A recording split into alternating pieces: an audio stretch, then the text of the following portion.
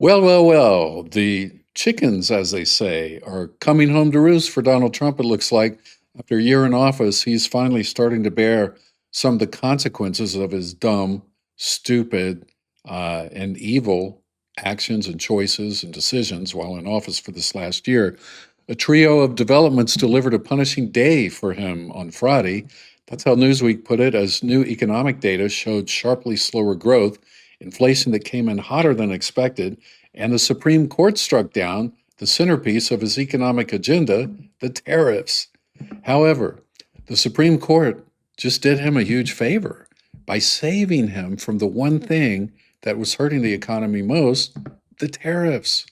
And ironically, on the same day that they came back with their decision on tariffs, the economic numbers came out and they were terrible, as we all predicted the tariffs would eventually make them.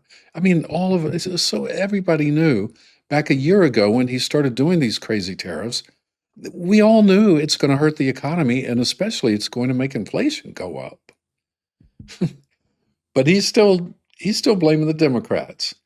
And while he's also still touting tariffs as the cure-all for what ails the economy, the just released figures show that the economy is really hurting. Inflation is up, growth is down. Basically, everything he's done to date is backfiring on him, and it's all coming to light now, finally. First, let's take a look at the economic figures, and then I want to take just a moment to look at what a disaster tariffs have been and how much havoc they've wreaked on the country. Okay, first, GDP showed a steep slowdown in the last quarter of last year, which Republicans immediately blamed on Democrats. Of course, they blame the Democrats, right? But I'm sorry, when your party controls all three branches of government, including the presidency, and has majorities in both houses of Congress and even has a majority on the Supreme Court, you don't get to blame the Democrats. You don't get to blame the other party for anything. You're in control, dude. Take responsibility. I mean, it's really amazing, right? The consequences of his bad decisions, he's been in office for a year, and he's still blaming Biden as if Biden was this like powerful, amazing man who put such strong policies into place that even after a year, Trump can't do anything to change it. Really amazing. And here's something else they can't blame on Democrats. Inflation showed renewed momentum in the last quarter of last year, yet Trump claimed yesterday that inflation was at 1.4%, but his own government reports said it was up 2.9% from a year ago. Yeah, prices have risen nearly 3%, and it didn't happen under Biden. It happened under Trump. Now we know what happened under Biden. He came in and inflation was really high the year he took office because of COVID. And for the first couple of years, and the second year went higher. But over the last 2 years of his administration, he got inflation down to a very reasonable level, to well below 3%. And yet MAGA continues to pummel him to this day for inflation figures, claiming that they were double digits for all 4 years. I just heard Trump say that yesterday, literally. But this renewed inflation comes after Trump has been in power for over a year, and yet he continues to blame Biden for it, as if Biden just was this like amazing president, this amazing leader, and everything he did continues to control the economy today.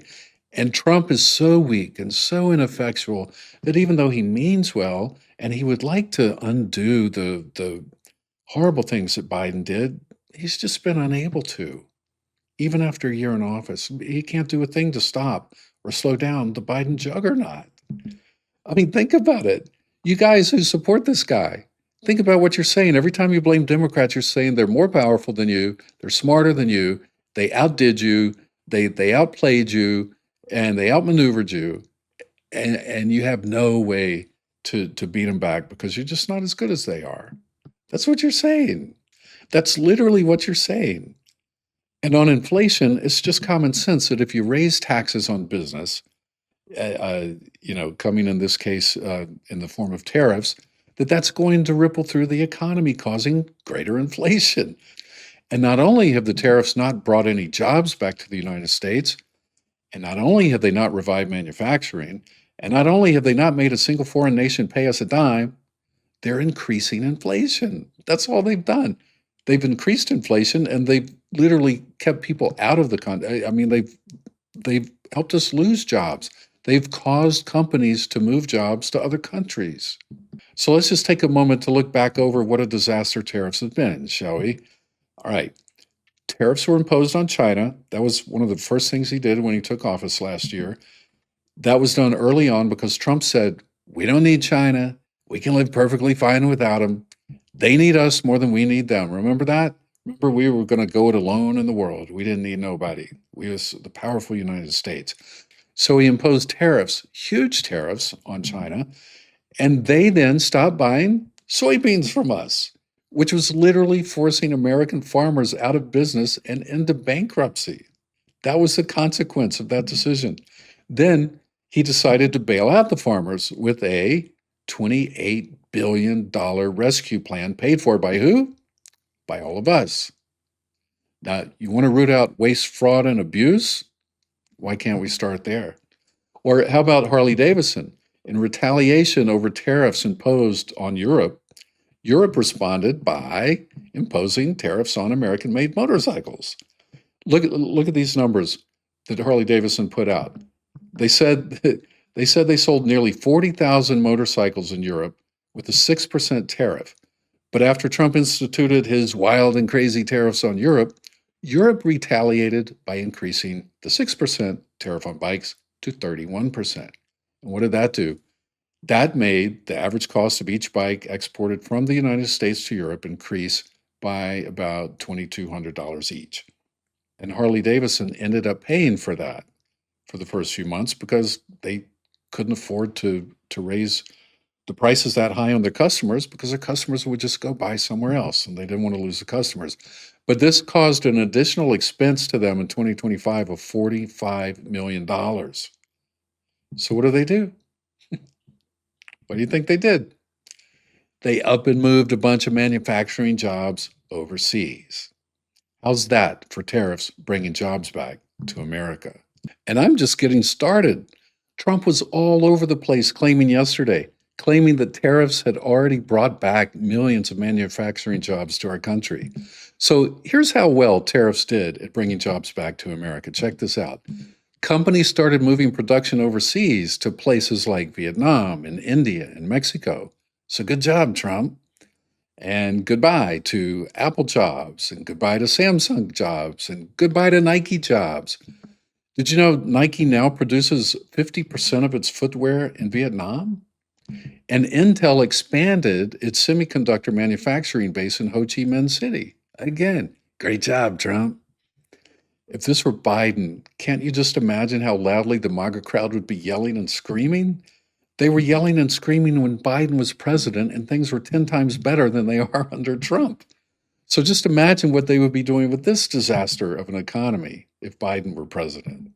Bottom line is, tariffs aren't what Trump thinks they are. They aren't what he wants them to be, and they aren't what his followers believe they are.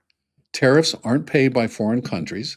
They're paid by American companies who in turn often raise prices on Americans. And that is in fact what we've seen.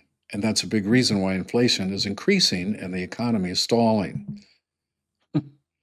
I mean, all of this was so predictable, so foreseeable, and to see the Republicans sit there and continue to this day to blame Democrats, it's just like, have they totally lost touch with reality? And I believe the answer is yes. Yes, they have. They don't accept any responsibility for themselves. They don't see any fault in themselves at all. And that's the really, amazing thing about these people. It's never any fault in themselves. Can't see it, can't see it. Everyone else sees it. Everyone else tells them ahead of time what's going to happen. Then when it happens, they don't realize that they had anything to do with it. They don't realize it's a consequence of their own actions. Well, this whole administration is a consequence of our actions as voters, and I want each of you to get out there this week and this weekend and get online, whatever you have to do to reach more people than you normally reach, and just let them know the truth of these stories. Let them know the truth. Let them know that you are on the side that sees through Trump and sees through MAGA and sees what's going on. All right. All right. Well, that's it for me. I believe I've said enough. I'm out of here and I will see you soon. Take care.